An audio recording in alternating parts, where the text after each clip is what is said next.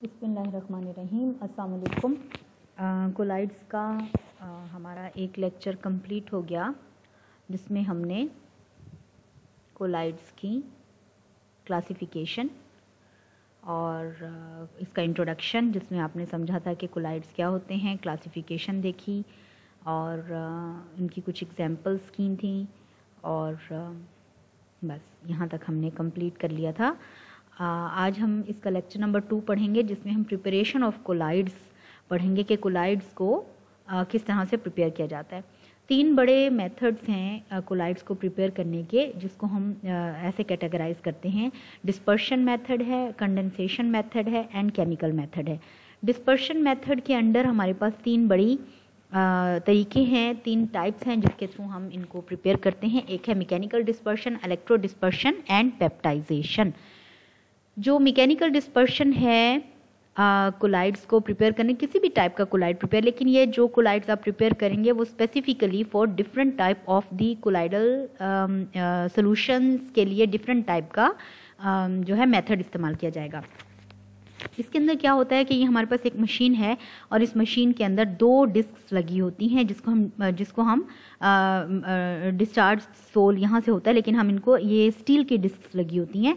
हम सबसे पहले अपना एक सस्पेंशन प्रिपेयर कर लेते हैं जिसके अंदर हमने जो है जो आपके कोलाइडल पार्टिकल्स, यानी कि जो आपका डिस्पर्सिव मीडियम और dispersion medium and dispersive phase दोनों को मिक्स करके एक सस्पेंशन बना लेते हैं, कोरस सस्पेंशन टाइप। उस सस्पेंशन को फिर हम यहाँ से पोर कर देते हैं और डिस्क मिल्क में से पास करते हैं। ये दोनों डिस्क जो हैं आपस में एक तरह से एक दूसरे को टच कर रही होती हैं, जैसे प्रीवियस नहीं, हम कह सकते हैं जैसे पुराने ज़माने में चक्की चलती होती थी ना, वो हैंड वाली चक्की, हाथ वाली चक्की, तो वो दोनों डिस्क आपस में जुड़ती थी। और अगर हम ऊपर से कोई दाने या कोई गंदुम, शायद आप लोगों ने नहीं देखी होंगी बट हमने देखी है, तो वो उसको मूव करते रहते थे ऊपर से पकड़ के, और वो दोनों डिस्क जब आपस में मिलती थी तो बीच में जो भी दाने होते थे वो पिस के जो है वो बारीक सा जो है उसका जो क्या कहते हैं उसको, पाउडरी फॉर्म थी, वो बाहर आ जाता था। लेकिन इसके अंदर हमने क्योंकि सस्पेंशन इसके अंदर पुट किया है, सस्पेंशन पुट करने के बाद ये ऑपोजिट डायरेक्शन में दोनों डिस्क जो है मूव करती हैं और हम अपना जो है डिस्चार्ज सोल हमारे पास यहाँ से हमारे पास बाहर आ जाता है। अच्छा, फिर ये था हमारा पहला मेथड मैकेनिकल। अच्छा, इसी के अंदर फिर आगे डिस्पर्शन, मैकेनिकल डिस्पर्शन है ना, मैकेनिकल डिस्पर्शन में आगे हम देख लेते हैं थोड़ा सा। फिर जब इसको पावरफुल शेयरिंग फोर्स, यानी कि उसके ऊपर जो फोर्स अप्लाई की जाती है, तो बड़े जो पार्टिकल्स अगर बने होते हैं तो वो बड़े पार्टिकल्स टूट के छोटे पार्टिकल्स में डिवाइड हो जाते हैं और हम उसको अपना जो हमारा specific particle size colloidal dimensions का होता है वो हमें ऑब्टेन हो जाता है। अच्छा, तो ये वाला जो मेथड है वो कहाँ कहाँ पे इस्तेमाल होता है? प्रिंटिंग इंक्स के जो सस्पेंशन सॉल्यूशंस, कोलाइडल सॉल्यूशंस बनते हैं, वार्निशेस के, पेंट्स के, लैक्वर्स के, ऑइंटमेंट्स के, डेंटल क्रीम्स के, ऑयल्स एंड वाटर कलर्स वगैरह जो हैं वो सारे इस तरीके से प्रिपेयर किए जाते हैं। दूसरा method under the dispersion method, उसमें जो दूसरा मेथड है वो हमारे पास है इलेक्ट्रो डिस्पर्शन। इलेक्ट्रो डिस्पर्शन में हम क्या करते हैं कि हमारे पास जो मेटल, स्पेशली ये जो तरीका है वो गोल्ड या सिल्वर, कॉपर या प्लैटिनम, ये जो हमारे पास जितनी भी expensive type of the metals हैं, उनका जब कोलाइडल सोल्यूशन हमें बनाना होता है तो हम उसकी रॉड्स को, मेटल की रॉड्स को डिप कर देते हैं किसी स्पेसिफिक इलेक्ट्रोलिटिक सोल्यूशन के अंदर। तो इसके अंदर जो हमारे पास वाटर KOH हो सकता है, सोडियम हाइड्रोक्साइड हो सकती है, K2CO3 हो सकती है, जो कि इसको स्टेबलाइज करता है, और इस पूरे सेल को हम एक आइस बाथ के अंदर रख देते हैं। इन मेटल रॉड्स को जब हम अटैच करते हैं किसी बैटरी के साथ तो आर्क प्रोड्यूस होती है पानी के अंदर, ठीक है, और उसकी वजह से जो है यहाँ का मेटल थोड़ा सा डिसॉल्व होकर कोलाइडल पार्टिकल्स की फॉर्म में इसमें बन जाता है और आ जाता है। और वो कोलाइडल सोल्यूशन क्यों बना देता है? बिकॉज उसके इर्द गिर्द जो है आइस मौजूद होती है, वो उसको इमीडिएटली ठंडा करता है। यहाँ पे क्योंकि इलेक्ट्रिक करंट पास होता है और इलेक्ट्रिक करंट पास होने की वजह से जो है वो मतलब वो हीट अप हो जाएगा ना, लेकिन इमीडिएटली जब उसको हम ठंडा करेंगे तो उसके रिजल्ट में वो छोटे छोटे कोलाइडल पार्टिकल्स की फॉर्म में इस वाटर के अंदर और KOH के सोल्यूशन के अंदर, और अगर कोई और भी हमने स्मॉल क्वांटिटी डाली हुई है स्टेबलाइजर की, सोडियम हाइड्रोक्साइड भी हो सकती है, KOH भी हो सकती है, K2CO3 भी हो सकती है, और आइस की मौजूदगी में वो इमीडिएटली उसको ठंडा करके जो है colloidal required colloidal solution of that metal produce करता है। अच्छा, उसके बाद तीसरा मेथड हमारे पास अंडर डिस्पर्शन मेथड के तीसरा जो मेथड है वो है पेप्टाइजेशन का। ये रीडिस्पर्शन जिसको हम कहते हैं वो कहलाती है। पेप्टाइजेशन को हम कैसे डिफाइन कर सकते हैं कि the process by which a colloidal solution can be obtained by dispersing the coagulated mass in which the colloidal particles pre exist. ठीक है, यानी कि पहले से ही कोएगुलेटेड जो हमारे पास जो कोएगुलेटेड मैस होता है, यानी कि बड़े पार्टिकल्स का जो मैस होता है उसको हम कोलाइडल पार्टिकल्स की फॉर्म में ऑब्टेन कर लेते हैं।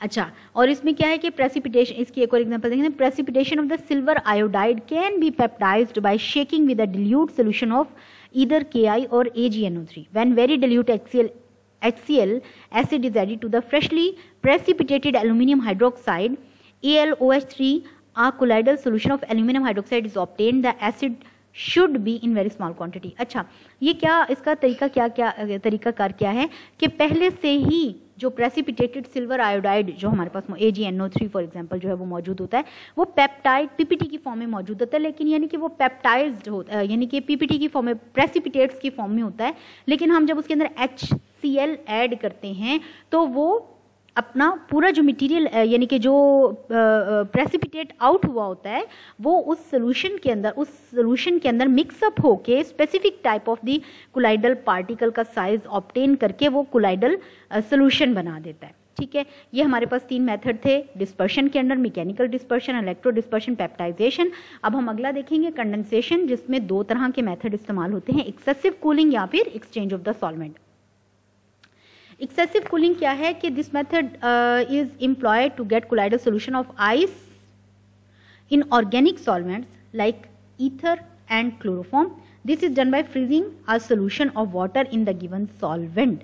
The molecule of water can no longer be held in solution. They collapse together to yield colloidal size particles. ठीक है, अच्छा, यहाँ पर क्या है कि कोई भी कोलाइडल सोल्यूशन अगर हमने ऑब्टेन करना है वाटर का, तो उसको वाटर के मतलब सोल्यूशन ऑफ द आइस उसको किसी ऑर्गेनिक सॉल्वेंट के अंदर, जैसे ईथर है या क्लोरोफॉर्म है, जिसके अंदर वो बहुत अच्छे से मिक्सिबल नहीं होता, हम उस सोल्यूशन को जो है वो फ्रीज कर देते हैं उस इन द गिवन सॉल्वेंट। उस सॉल्वेंट के अंदर उसको फ्रीज कर दिया जाता है और वो जो वाटर के मॉलिक्यूल्स होते हैं वो कोलैप्स करते हैं टुगेदर और छोटे छोटे पार्टिकल्स की फॉर्म बना देते हैं, जिससे कि जो कि कोलाइडल साइज पार्टिकल होते हैं, और वो सोल्यूशन हमारे पास कोलाइडल सोल्यूशन बन जाता है। समझ आ गई ये बात की कि हमने पानी को किसी ईथर या किसी क्लोरोफॉर्म ऑर्गेनिक सॉल्वेंट के अंदर फ्रीज कर देना है, जिसके रिजल्ट में वो फिर पानी नहीं रहता, आइस नहीं रहती, बल्कि फ्रोजन छोटे छोटे पार्टिकल्स की फॉर्म में कोलाइडल साइज पार्टिकल्स बनाते हैं और कोलैप्स करने के बाद, और वो हमारे पास एक्सेसिव कूलिंग की वजह से कोलाइडल सोल्यूशन आता है।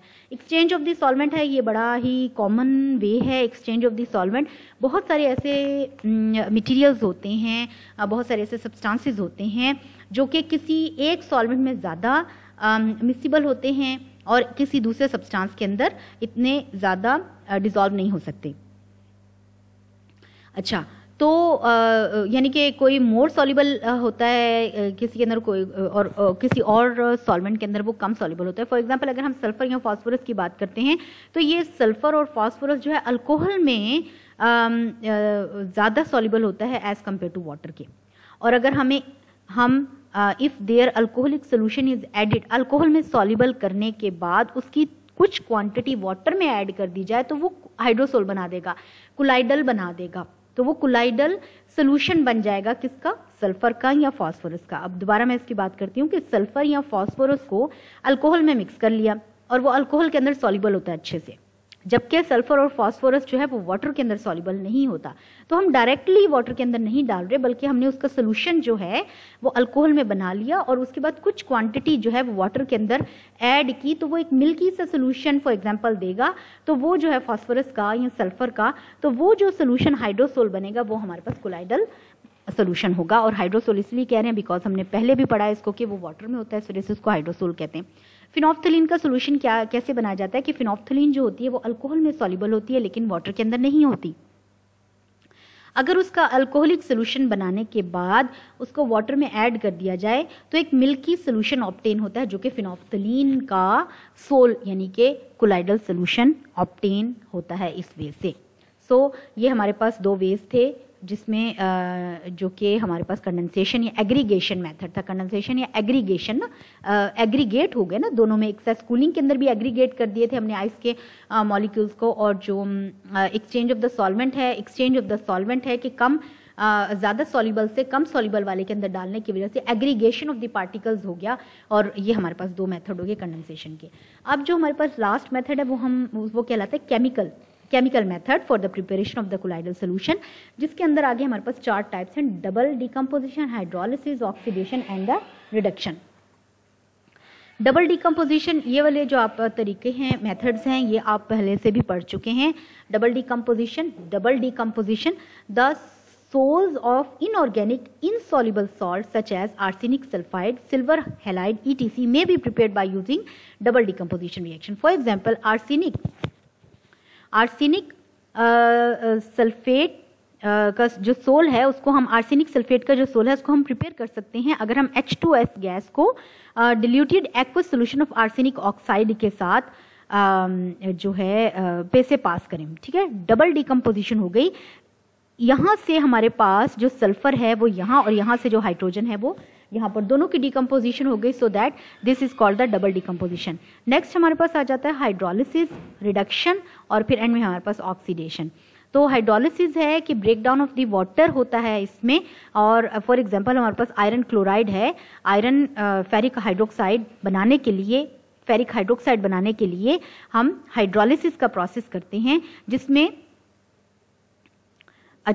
Boiling of the aqueous solution of the corresponding chloride, iron chloride को H2S गैस के साथ में से पास किया जाता है in the presence of the water, so that हमारे पास जो है रिक्वायर्ड, एक मिनट जी यहाँ पर कुछ मिस्टेक है, H2S नहीं आना चाहिए था, एक मिनट, यहाँ पर H2O आना चाहिए था, यहाँ पर H2S नहीं आएगा जी, यहाँ पर H2O आएगा। हाइड्रोलिसिस करवा रहे हैं ना हम, यहाँ मिस्टेक है, इसको आप ठीक कर लीजिएगा। रिडक्शन आ गई, उसके बाद addition of the hydrogen and removal of the oxygen को हम रिडक्शन कहते हैं। और गोल्ड का जो कोलाइडल सोल्यूशन है या गोल्ड के जो कोलाइड्स हैं वो ऑब्टेन किए जा सकते हैं by reducing a diluted aqueous solution of the gold with stannous chloride. Stannous chloride के साथ अगर हम AuCl3 को रिएक्ट करते हैं तो हमारे पास Au के जो हैं वो सोल्स प्रोड्यूस हो जाते हैं। अच्छा, उसके बाद लास्ट में हमारे पास है ऑक्सीडेशन। आपको पता है ऑक्सीडेशन क्या है कि एडिशन ऑफ द ऑक्सीजन और the removal of the hydrogen को हम ऑक्सीडेशन कहते हैं। अगर हमने कोलाइड सोल्यूशन सल्फर का प्रिपेयर करना है सल्फर का प्रिपेयर करना है तो उसकी दो एग्जांपल्स हमारे पास हैं कि H2S को SO2 के साथ या फिर ब्रोमीन को, जैसे कि इस इक्वेशन में दिखाया गया है, रिएक्ट करवा के हम उसका सोल्यूशन ऑब्टेन कर सकते हैं। यहाँ पर हमारे पास सिर्फ SS हमने इस फॉर्म में लिखा है, लेकिन in the presence of the water इसका सोल्यूशन या HBr के अंदर भी इसका जो है colloidal form of the solution हमें ऑब्टेन होगी। अच्छा, अभी ये हमने प्रिपेयर कर लिए डिफरेंट मेथड्स के साथ, यानी कि डिस्पर्शन, कंडेंसेशन, केमिकल मेथड के अंडर हमने कोलाइडल सॉल्यूशंस प्रिपेयर कर लिए। लेकिन कोलाइडल सॉल्यूशन जब प्रिपेयर कर लिए तो ऑफ कोर्स उसके अंदर कुछ इम्प्योरिटीज़ मौजूद होंगी, जैसे कि इलेक्ट्रोलाइट्स वगैरह या एक्सेस ऑफ द आयंस उसके अंदर मौजूद होंगे, तो उनको प्योरीफाई करना, उस कोलाइडल सोल्यूशन को प्योरीफाई करना ज़रूरी है। कुछ मेथड्स इस्तेमाल होते हैं, 3 बड़े मेथड हैं, dialysis, electrodialysis and ultra filtration. ये 3 बड़े मेथड्स हैं जिनके अंडर हम कोलाइडल सोल्यूशन को जो है वो प्योरीफाई कर सकते हैं। अच्छा, डायलिसिस क्या है? किसी मेम्ब्रेन के थ्रू। इलेक्ट्रोडायलिसिस क्या है? ज़ाहिर है इलेक्ट्रिसिटी के अंडर डायलिसिस का प्रोसेस करना, यानी कि मेम्ब्रेन को भी इस्तेमाल किया जाए और इलेक्ट्रिसिटी भी इस्तेमाल की जाए। अल्ट्रा फिल्ट्रेशन है बाय अल्ट्रा फिल्टर पेपर, या फिर हम इसको सेमी परमिएबल मेम्ब्रेन के अंदर भी प्योरीफाई कर सकते हैं। अल्ट्रा फिल्टर पेपर इस्तेमाल किया जाए या फिर सेमी परमिएबल मेम्ब्रेन इस्तेमाल की जाए। डायलिसिस का प्रोसेस क्या होता है?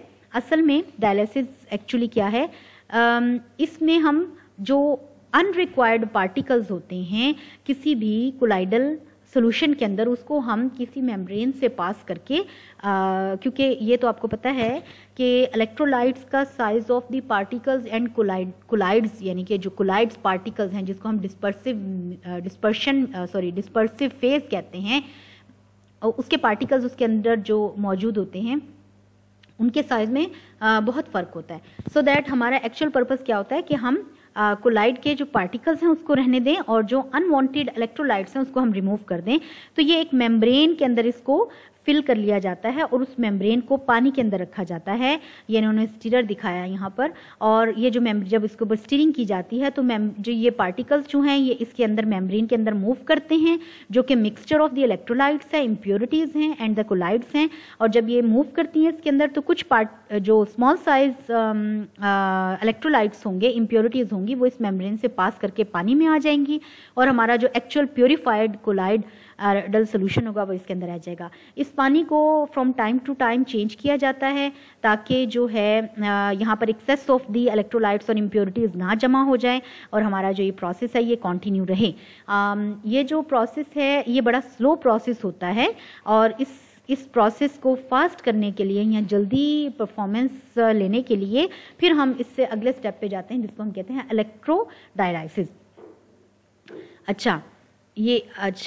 ये अब यहाँ एक एग्जांपल दी हुई है, ये आप पढ़ लीजिएगा, ये सारा मैंने इसको एक्सप्लेन कर दिया। Dialysis can be use for removing HCl from the ferric hydroxide solution. अगर हमने फेरिक हाइड्रोक्साइड का सोल्यूशन जो है, एक मिनट रुकिएगा, ये जैसे हमारे पास था, ये वाली जो इक्वेशन है इसमें मुझे कुछ मसला लग रहा है, ये मैं आपको क्लियर करूँगी, मुझे थोड़ा सा प्रॉब्लम लग रहा है इसमें। एनीवेज, तो यहाँ से जो है HCl जो है इसको रिमूव करने के लिए भी हम डायलिसिस का प्रोसेस करते हैं, क्योंकि ये हमारे पास एक्स्ट्रा अनवांटेड HCl है, तो उसको रिमूव करने के लिए हम डायलिसिस का प्रोसेस करते हैं इस प्रोसेस के अंदर।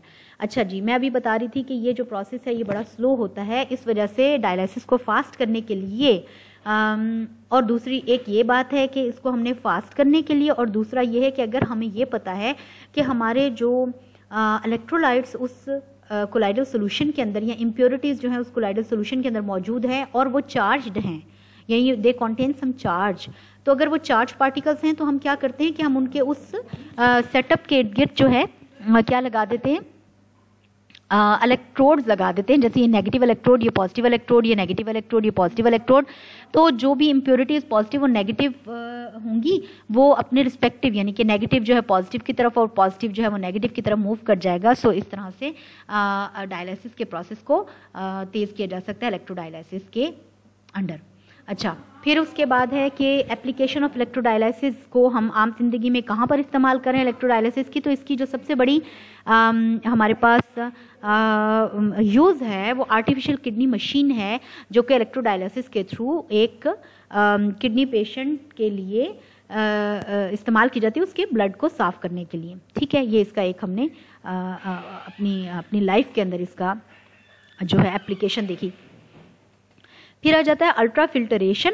अल्ट्रा फिल्टरेशन ये सेमी परमिएबल मेम्ब्रेन भी हो सकती है, अल्ट्रा फिल्ट्रेशन मेम्ब्रेन भी हो सकती है। हम यहाँ पर अपना कोलाइडल सोल्यूशन डालते हैं और इसका जो मेथड है वो somehow resembles to that of the dialysis. लेकिन डायलिसिस के अंदर हम उसको पानी के अंदर रखते थे, लेकिन यहाँ पर हम उसको पानी में नहीं रखते, बल्कि एक जो है अल्ट्रा फिल्टरेशन मेम्ब्रेन या अल्ट्रा फिल्टर मेम्ब्रेन या जिसको हम सेमी परमिएबल मेम्ब्रेन कहते हैं, वो रखी जाती है। तो यहाँ से जब प्रेशर अप्लाई किया जाता है तो जो इम्प्योरिटीज़ हैं वो इसमें पास कर जाती हैं और हमारा कोलाइडल सोल्यूशन जो है वो रिटेन रह जाता है इसके अंदर।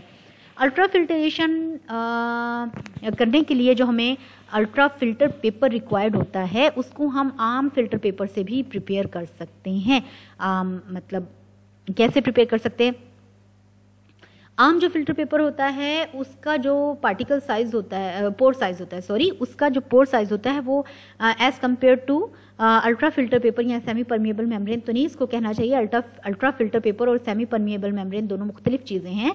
अल्ट्रा फिल्टर पेपर से बड़ा होता है। अब इसका मकसद क्या है कि हम अगर इन पोर्स को अपने रिक्वायर्ड पोर्स के मुताबिक मॉडिफाई कर लें तो आम फिल्टर पेपर को भी अल्ट्रा फिल्टर पेपर के तौर पर इस्तेमाल किया जा सकता है। इसको क्या करना होगा, इसको हम सबसे पहले सोक करते हैं कोलाइडियन सोल्यूशन के अंदर। और ये कोलाइडियन सोल्यूशन क्या होता है, ये आपने क्या करना है, जो सिंपल फिल्टर पेपर को कोलाइडियन सोल्यूशन के अंदर डिप कर देते हैं। और वो कोलाइडियन सोल्यूशन किस चीज़ का मिक्सचर होता है, ये 4% सोल्यूशन ऑफ नाइट्रोसेलुलोज और मिक्सचर ऑफ द ईथर का अल्कोहल या फिर अल्कोहल एंड ईथर का मिक्सचर विद नाइट्रोसेलुलोज के साथ। ये क्या इसके अंदर सोक करने से और उसके बाद सोक कर देते हैं पहले, और उसके बाद उससे क्या होता है कि इसके जो पोर्स होते हैं वो फिल हो जाते हैं, ठीक है। और फिर उसको मज़ीद हार्डन करने के लिए फॉर्मेल्डिहाइड के अंदर डिप कर दिया जाता है। उनको मज़ीद यानी कि यूँ समझ लें कि मज़ीद स्टेबल करने के लिए अपनी जगह पर पोर साइज को यानी कि आपने फिलिंग कर दी ना एक तरह से, तो उस फिलिंग को मज़ीद स्ट्रॉन्ग करने के लिए आपने उसको फॉर्मेल्डिहाइड के अंदर डिप कर दिया और फाइनली उसको ड्राई किया जाता है। और इस तरह से हमारी जो सिंपल फिल्टर पेपर है उसको हम अल्ट्रा फिल्टर पेपर में कन्वर्ट कर देते हैं। और इसका प्रोसेस आपको मैंने पीछे बताया है कि फिर इसकी परफॉर्मेंस कैसे की जाएगी। इसकी एप्लीकेशन अगर हम देखें तो इसकी एप्लीकेशन हमारा अल्ट्रा फिल्ट्रेशन जो है वाइटल प्रोसेस है जो कि यूज़ हो रहा है किडनीज में। तो यहाँ तक आज के लिए इतना ही काफ़ी है। सो thank you for today.